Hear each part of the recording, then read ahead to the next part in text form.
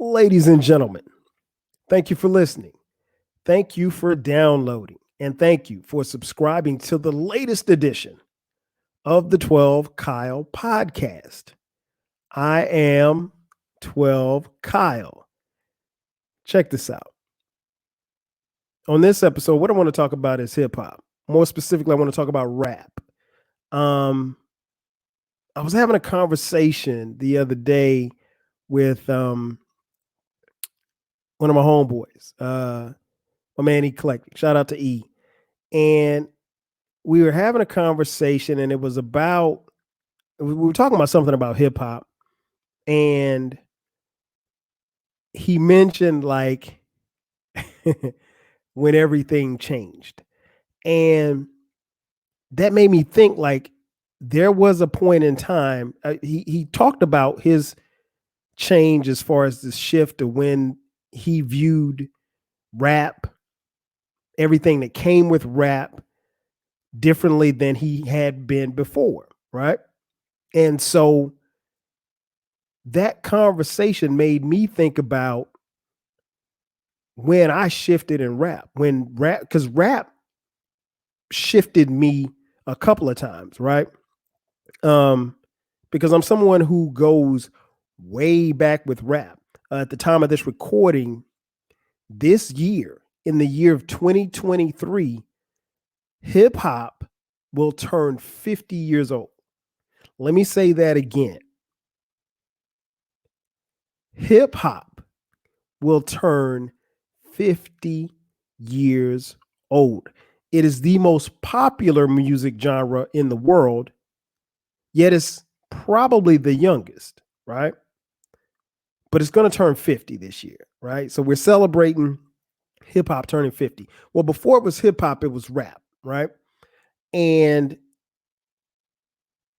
the conversation that E and I had made me think about, when rap shifted for me, because there were a couple of rap shifts. So I've got a couple of questions here, and I'm going to read to you the questions because these questions just kind of came to me, and of course I'm going to put it in a podcast form and leave it to you guys to discuss and debate. And you can answer these questions amongst yourselves as well. Question number one: what song changed the way you looked at rap? For the better or for the worse? Well, let's just say for the better. What song changed the way that you looked at rap for the better? That's the question. I'll say it again. Question one: what song changed the way that you looked at rap for the better? For me, it had to be The Message. That's right, The Message. Grandmaster Flash, Melly Mel, and the Furious Five. That song changed everything for me because prior to that, I'd heard Sugar Hill Gang, and I may have heard one or two other rappers, but there really wasn't a lot of rap back in like 1982, right? And I was 10 years old in 1982. Hip hop, was bubbling. It had been around, but it wasn't in the mainstream. But I would say that song, The Message, changed. It was a shift for me because it was a way of expressing yourself that I'd never seen nor heard before. Again, I heard Rapper's Delight, right? But Rapper's Delight to me, and I don't want to dump on it, but it wasn't like the same. You know what I mean? Like it was just something. It was more of a dance tune to me. But hearing Melly Mel rap about what he saw in the Bronx was so different because that was a world for me, a kid growing up in a small town, Florence, South Carolina. I never knew what that was. So like everything that he was explaining in that song that you could kind of visualize. I was like, wow, this is crazy. And it drew me in at 10 years old. I'll be honest. So that was where a shift was for me. Question 2. What inspired you when it came to rap? That one's pretty easy. My inspiration when it came to rap, where I was like, yo, this is it, was Sucker MCs by Run DMC. Once I heard that, it was a wrap. Like I I was hooked. There was no coming back. Like at that point, rap wasn't necessarily readily available. I mean, like there was no internet, so you could not go to your phone and pull it up and listen to it. You couldn't even turn it on the radio. So I heard that song, everything changed. Like I was immersed, and Run DMC was a group that me and all of my friends looked up to. Like they were like gods. They were heroes. And again, we couldn't touch them. I don't know how old Run DMC was when they came out. When King of Rock came on and I saw the video, I was like, we were like, yo, this is out of here. Like everybody wanted to be like them. We didn't. Yeah, you could have wanted to be like Joe Montana, or you could have wanted to be like Larry Bird or Dr. J or Michael Jordan or Magic Johnson. But Run DMC was right there. They were right there in front of you.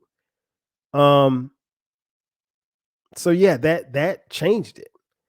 The next shift. Question 3. What artist changed the way that you looked at rap? Man, there's a lot of artists. LL was one of them, but I'm just going to stick to one. There were quite a few for me, but for me, the one that really changed everything was Rakim, the God MC. When I heard Paid in Full, it was a wrap. There was nothing else to do. I mean, like it was here. It was everywhere. It was, and I tell people all the time, and I've said this before in this podcast, and it's worth repeating.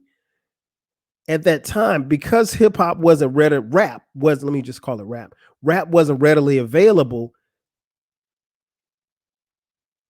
you craved it. Like you went to school every day and you came back home and you weren't sure if rap was going to be there when you got home. Because again, it wasn't on the radio. It was strictly on the streets. And I mean, like I had friends who had cousins and family up north in New York, and that's where we got all our music from. Because the music was, I mean, something could come out in June in New York, and it'd be the banging, it'd be the biggest hit in New York City in June, but it wouldn't get to South Carolina till like September. We were just that far behind. But again, there's no internet, so word of mouth, and then transporting tapes and stuff like that down south. That's how we got our music, right? But Rakim changed everything. And then that wave of MCs that came along with Rakim in that era, in the golden era of hip hop, changed everything. And that's why I think, like, when you hear, cats like me or Eclectic, waxing poetic about how we feel about hip hop, it's because of that. It's because of that particular wave of music. It's because of that particular wave of MCs. Like, it's hard to put into words, but like we had to have it. Like it was something that you couldn't do without. And while I can't tell you that everybody could rhyme as dope as Rakim or Big Daddy Kane or LL or KRS-One, you couldn't come whack. In that era, you just couldn't come whack. Like you had to be dope. And I think that's the difference between what we saw then and what we saw kind of going forward, was that the dopeness kind of went away a little bit, and I'll touch on that in just a second. So that was a shift. Then there was a shift for the worse. Question 4. What song or artist made you want to walk away from rap? I don't know necessarily if there was a song or an artist, but I remember somewhere in the early 2000s, like I was a big, especially when I was in college in the 90s, late 90s. I graduated from college in 1996. One of the things that was really big in my college era was mixtapes. So we would get the DJ Clues, Ron G's, Kid Capri, everybody, right?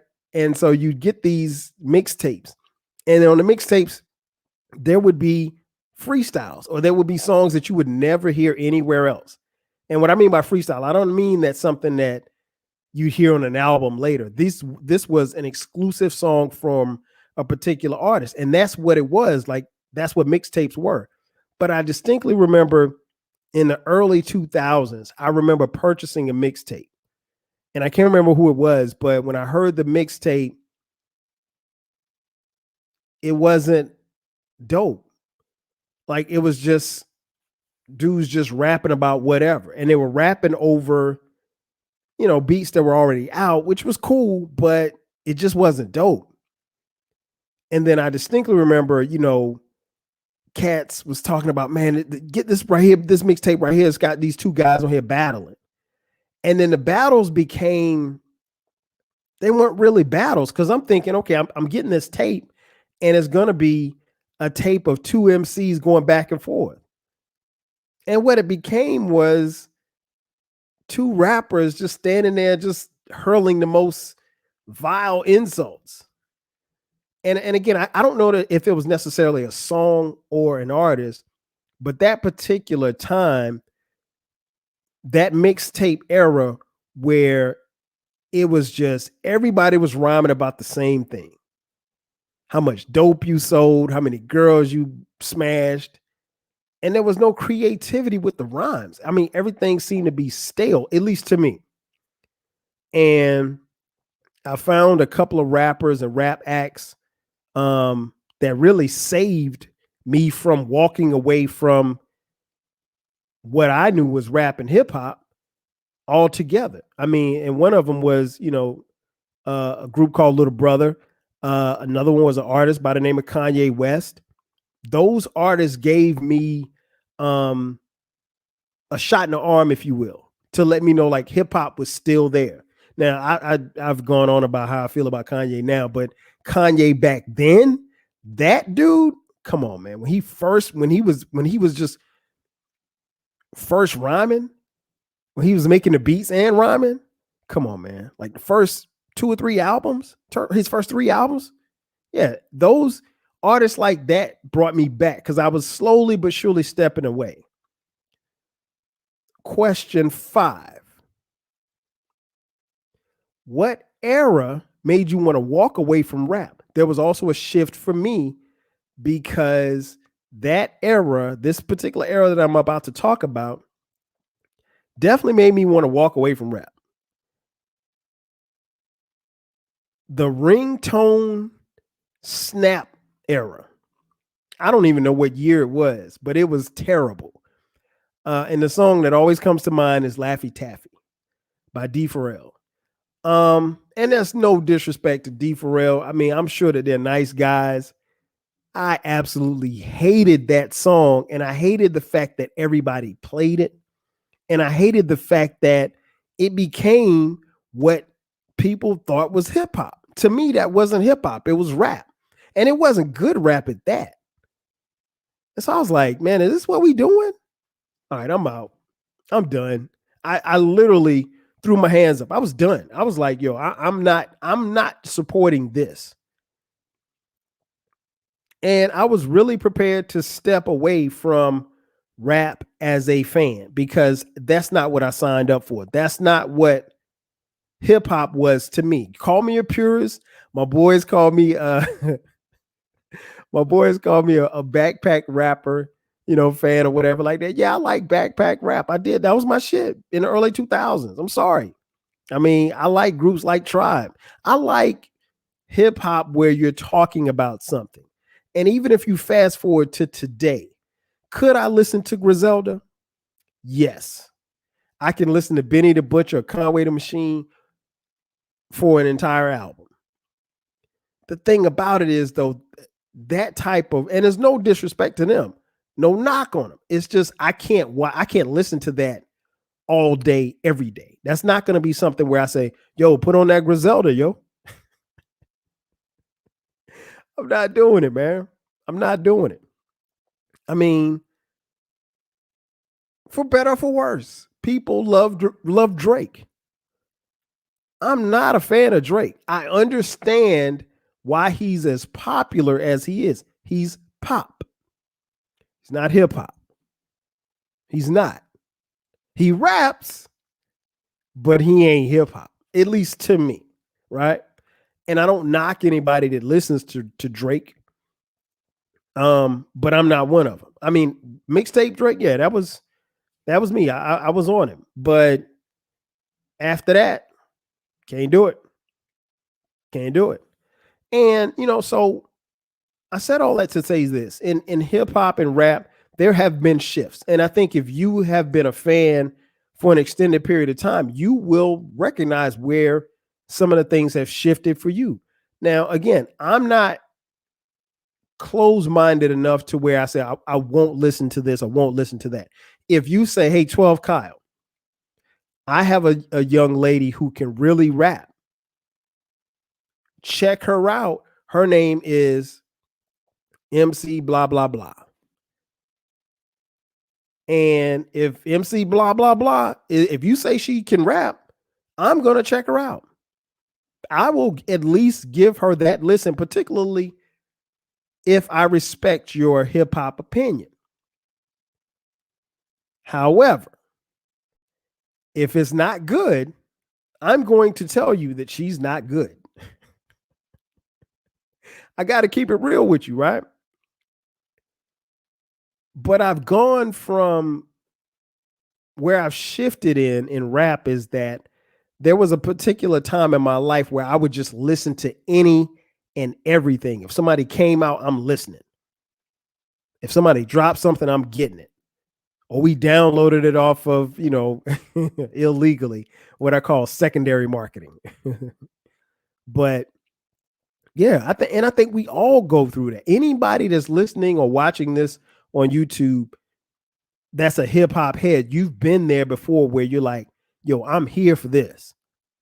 And then there's been other times you're like, I ain't here for this. I don't want to hear this. And that's okay. I think we have to be realistic as to where we are as fans. And honestly, there's a lot of music that comes out that I will listen to, particularly if the timeline is jumping on social media about it. I'll listen to it. And especially if somebody says, yo, 12, check this out. I will give it a spin. How many spins? That really depends. I'm at a point in my life now where I really enjoy people who rap because I want to be able to listen to what you have to say. And I also want to be able to relate to you. If I can't relate to you, I'm probably not going to listen to you that much. So, for the Cardi B's and Megans and, Nicki Minaj's of the world, I get it. But it ain't my Steve. That ain't how I get down. I'm sorry. I mean, like, I don't know that there's any longevity into that either. I mean, no knock on the ladies. If you want to talk about your body and what you can do for a man or what you'll do to a man, that's cool. This guy's not going to listen to all of that. Oh, and I can't forget about the great Flo Milli from Mobile, Alabama. um, but yeah, I'm not. It's just that's just where I am as far as the listener is concerned. So I know what you're probably thinking. Well, what do you listen to? I mostly listen to the stuff that's already out, the stuff that I rock to. Now, don't get me wrong. If an MC comes out with something, somebody that I like and somebody that I rock with, I'm gonna listen. If Jay-Z comes out, I'll probably give it a spin. But I mean, I don't really think Jay-Z's rapping too good these days, but that's another story for another day, right?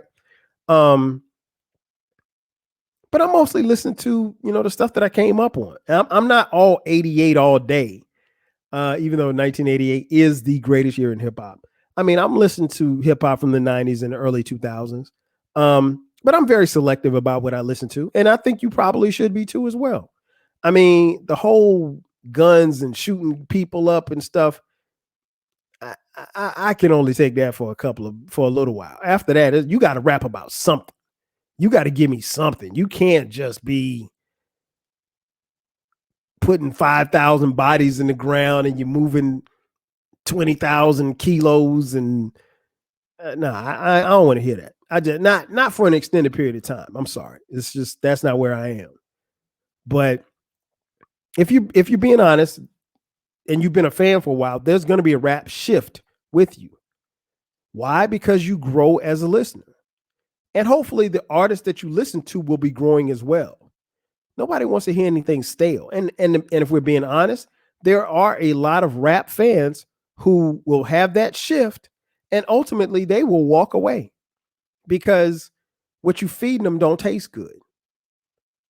And the difference between now and back then is that back then when you were whack, people would tell you that you're whack. Now you could be whack and people get on social media and tell you that you're great. And you keep giving people the same stuff. And so we have a cycle of music that's really not that good and coming from artists that aren't that good. But we ain't ready to have that discussion just yet. Ladies and gentlemen, that's going to do it for me. Thank you for checking out this edition of the 12 Kyle podcast. Be sure to subscribe to the podcast. The podcast drops every Thursday at midnight. From time to time, we will drop bonus episodes on Sundays at midnight. Again, thank you for checking out the 12 Kyle podcast. I am your boy, 12 Kyle, and I'll catch you guys next time. 5 Gs.